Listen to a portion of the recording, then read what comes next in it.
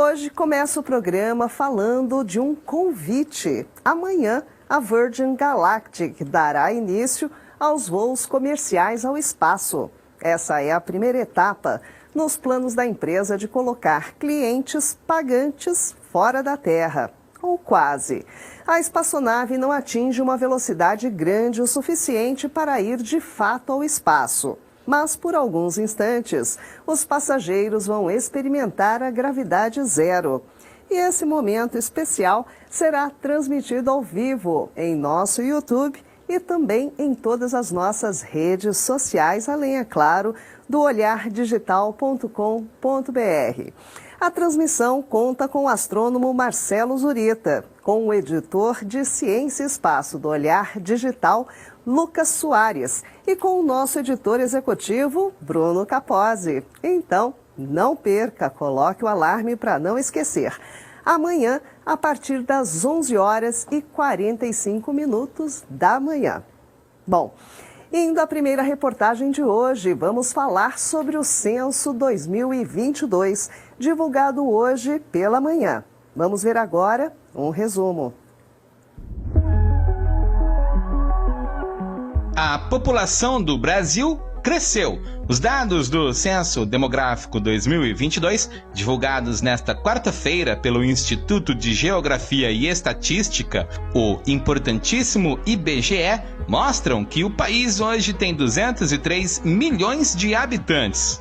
Isso é 12 milhões a mais do que o país tinha em 2010, quando a última pesquisa foi publicada. Os números mostram um crescimento mais lento, já que a previsão inicial era de 207,7 milhões de pessoas. A taxa de crescimento foi a menor já registrada, de 0,52% ao ano, com as regiões Sudeste e Sul sendo as principais responsáveis pelos novos números.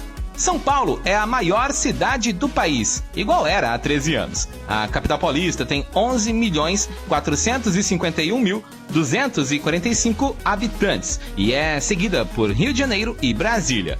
A capital fluminense tem 6.211.423 habitantes, enquanto que a capital do país tem 2.817.068 habitantes.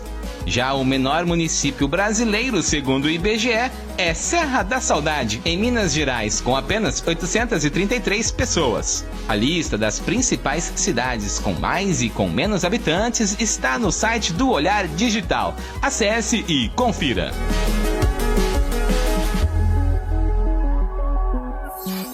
E vamos agora voltar a falar sobre o Censo 2022, que foi divulgado hoje pela manhã. Vamos conversar agora ao vivo com o analista socioeconômico do IBGE e professor Jefferson Mariano. Vamos lá? Deixa eu colocá-lo aqui na nossa tela para a gente falar um pouquinho sobre esses números que foram divulgados, números importantes, não é, que foram divulgados hoje. Professor Jefferson, boa noite, muito obrigada pela sua participação. Olá, boa noite, um prazer enorme estar com vocês. Muito obrigada, professor Jefferson. Vamos falar sobre esses números que foram divulgados hoje pela manhã, um número muito importante, não é, para o nosso país. O Brasil, ele tinha 213 milhões de habitantes e agora, com o censo, a gente encolheu, entre aspas, 10 milhões de pessoas. Essa diferença se deve a quê exatamente, professor Jefferson? Bom, inicialmente, os dados que eram disponibilizados no site, com a totalização da população, eles diziam respeito a uma estimativa de população. Então, uma estimativa de população é um cálculo feito de modo indireto, que leva em consideração alguns aspectos, como taxa de mortalidade, natalidade, e a diferença entre a população entre os dois últimos censos, 2000 e 2010. Então, o que aconteceu? Essas expectativas, os números que a gente estava com relação a 2010, as expectativas elas não se confirmaram, ou seja, a população, a taxa de crescimento da população, ela caiu de uma forma muito rápida. Então, o que acontece? Agora, verificando a população em 2022, nós percebemos que as expectativas elas estavam superestimadas. Na verdade, não é um erro, na verdade, o que trata-se de uma base que a gente tinha, que era uma base diferente da base que nós passaremos a ter agora a partir de 2022. Então, a população aumentou em relação a 2010, né, tem um crescimento populacional, mas um crescimento muito baixo, um crescimento aquém do que nós víamos observando. Então, é o menor crescimento já verificado entre os censos. Nós somos, então, 203 milhões, não é isso? Agora, por que a população do Brasil vem crescendo menos do que o esperado? É uma questão cultural ou algum outro motivo? Bom, é um conjunto de aspectos, né? A gente tem um fator que diz respeito ao processo de evolução das sociedades, que a gente já verificou em alguns outros países, na medida em que há um grau de modernização, aumento do poder aquisitivo, aumento no nível de condições de vida da população, há uma tendência de redução da taxa de crescimento da população. E esse dado a gente verificou nos últimos anos no Brasil. As outras pesquisas já vinham sinalizando esse quadro de redução no ritmo de expansão da população, em função da queda da taxa de fecundidade. Então, isso explica um pouco essa queda. E a gente também teve alguns outros fatores que foram verificados mais recentemente, por exemplo, a questão da pandemia. Então, isso também foi um elemento importante. Então, esse conjunto de fatores levou a esse decréscimo da população. Mas um dado a gente pode tirar como objetivo, que é, de fato, a redução da taxa de crescimento da população associada à redução no número das famílias. Então, esse dado acontece, ele já pode ser verificado. Agora, nós sabemos, não é, da importância desse trabalho do IBGE, desse levantamento de dados, mas eu gostaria que o senhor, professor, reforçasse qual a importância do censo, não é, para a formação de políticas públicas no Brasil. Não, sem dúvida nenhuma, é um dado extremamente importante. É claro que havia uma expectativa de que saíssem mais informações, né? Então, o questionário do censo, ele é gigantesco.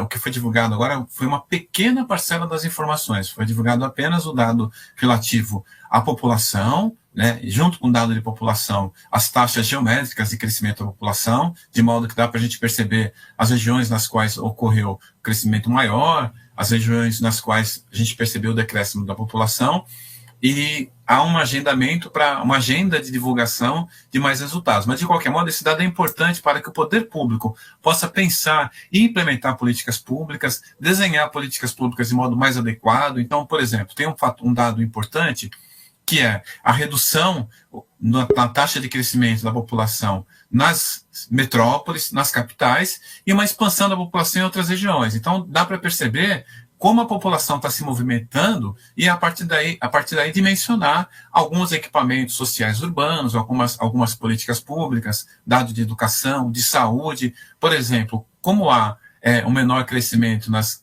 capitais, é possível que você desloque algumas políticas públicas para essas novas áreas que estão em crescimento populacional. Então, isso ajuda não só o poder público em âmbito federal, mas em âmbito subnacional, ou seja, dos estados e dos municípios. Lembrando que essa divulgação trouxe a população para todos os municípios do país, com a possibilidade de comparação com as séries anteriores. Então, realmente, é muito importante, e a gente volta a destacar o esforço do IBGE em levantar essas informações e a contribuição da população. A população brasileira abraçou a causa, e a gente teve uma taxa bastante importante, bastante elevada de adesão ao censo, e isso foi realmente o que possibilitou que nós tivéssemos, na data de hoje, a divulgação desses resultados. Agora, como o senhor disse, terão outros dados, né, que ainda vão ser computados, digamos assim, para serem divulgados, não é? O IBGE tem dados socioeconômicos também, não é? Como, por exemplo, o perfil de cada brasileiro, a residência do lar deles, quantos cômodos, quantas televisões. Isso também traz um aspecto de como a sociedade brasileira é composta em dados socioeconômicos, não é verdade? Sim, o questionário é gigantesco, né? A gente tem, por exemplo, até dezembro, há um agendamento no qual a gente vai divulgar os dados da pirâmide etária da população, que é muito importante saber o grau de envelhecimento da população, a pirâmide etária, a distribuição da população segundo raça e cor, e as características dos domicílios, né? Água, luz, esgoto, rede elétrica. E a partir do ano seguinte, de 2024, a gente começa a divulgar os dados da amostra, que são esses dados que têm a posse de bens, né? quantas televisões, equipamentos celulares, característica, máquina de lavar, os equipamentos que estão disponíveis dentro dos domicílios, os dados relativos, por exemplo, ao mercado de trabalho, população com deficiência. Então, aí realmente é um conjunto de dados mais robustos. Agora, até para finalizar, a gente queria que o senhor comentasse um pouquinho sobre como o censo é feito, né? Porque a gente sabe que o trabalhão que os recenseadores tiveram aí Brasil afora para coletar todos esses dados. A tecnologia ajuda em que modo, né? De que modo a tecnologia ajuda nesse trabalho? Como que é feito esse censo, professor? Ótimo, essa pergunta é muito importante, porque a gente tem um processo gradativo de incorporação de novas tecnologias, que já começou no censo de 2010. Então, em 2010, nós tivemos um salto bastante grande com a incorporação do questionário eletrônico. Então, antes de 2010, o questionário era no papel. Em 2010, o questionário eletrônico. Os pesquisadores passaram a visitar os domicílios, coletavam as informações e, em tempo real, essas informações eram transmitidas para a nossa base e aí a população era totalizada dia a dia. Então, essa tecnologia ela passou também a ser utilizada em 2022 com algumas outras implementações. Por exemplo, além do recenseador visitar o domicílio com questionário, a gente passou a ter a possibilidade de monitorar essa atividade, saber, por meio de GPS, por meio de informação de satélite, a movimentação do recenseador. Então, não só o recenseador visitava o domicílio, mas como a gente podia monitorar o caminho percorrido pelo recenseador, se teve algum tipo de dificuldade, e aí, em função do monitoramento dessas informações, ter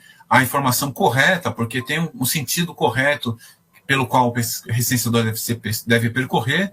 Então, essas informações são transmitidas para a nossa base, em tempo real os dados são totalizados, em tempo real é possível fazer uma verificação, uma checagem dos dados, verificar se não tem nenhum tipo de problema com relação à coleta, e aí, com um tempo muito rápido, a gente tem condições de totalizar essas informações e divulgar essas informações para a população. Então, a tecnologia ela foi fundamental para que nós tivéssemos serenidade no processo de divulgação dos resultados a partir do término da apuração e também a questão da qualidade das informações. Então, o nível de qualidade desse censo é muito superior aos anteriores por conta da possibilidade de verificação, a verificação de imagem de satélite. Por exemplo, a gente tem dados sobre a população em favela, que vai ser divulgado também.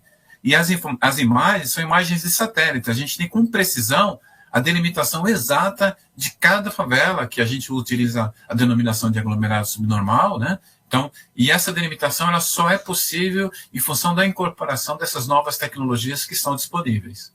Muito interessante. Bom, professor Jefferson, agradeço muito a participação aqui na nossa edição com esses detalhes todos e parabéns pelo trabalho. Muitíssimo obrigada pelas informações. Nós agradecemos, é sempre um prazer. Muito obrigada. Boa noite. Boa noite.